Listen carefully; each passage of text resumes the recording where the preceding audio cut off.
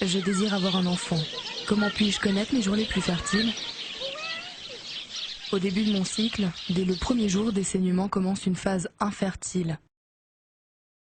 Dans une de mes deux ovaires, un ovule commence à mûrir, entouré du follicule, sa bulle protectrice. Il faut 6 jours à l'ovule pour arriver à maturation, ce sera l'ovulation. Les spermatos ne peuvent pas entrer car le col de mon utérus est fermé.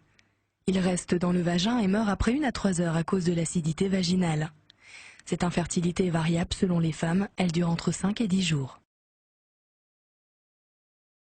Dès le 7e jour environ, mes hormones œstrogènes s'activent dans l'utérus, mais surtout dans le col de l'utérus. Conséquence, le col s'ouvre et un véritable élixir de vie est produit.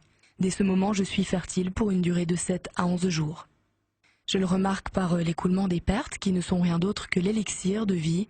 Son rôle est d'accueillir et de dynamiser la vie des spermatozoïdes, de trier les plus vigoureux et de leur permettre le voyage vers les trompes pour féconder l'ovule. Les spermatos peuvent se nicher jusqu'à 6 jours dans les cavités du col de mon utérus.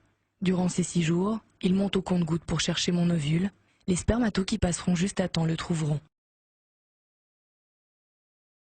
À gauche ou à droite? Nul ne sait de quel côté l'ovulation a lieu. J'ovule lorsque l'élixir de vie atteint sa meilleure qualité. Les spermatos avancent toujours et le grand rendez-vous est pour cette fois-ci. Le follicule éclate. Cette bulle protectrice se métamorphose en corps jaune et fait augmenter la température de mon corps. Ça y est, mon ovule ferme tout accès car un spermato a réussi à le féconder. C'est la joie complète car il va vivre. XY donne un garçon et XX une fille. Mon ovule fécondé va s'installer dans l'utérus, une auberge tout confort. Devenu embryon, il m'envoie une hormone HCG, qui est comme un soleil d'amour. Ma grossesse a commencé. 1 semaine après la fécondation, je peux repérer l'hormone HCG par un test de grossesse. Par ma propre observation, je l'apprends en voyant que la hausse de la température continue et par l'absence des règles. Avec mes 12 semaines de vie, mon bébé entend déjà ma voix et celle de son papa. Le lait maternel est la meilleure alimentation pour mon bébé. Pendant les 3 premiers mois, si je l'allaite totalement, je n'ai pas d'ovulation. Je ne peux donc pas tomber enceinte.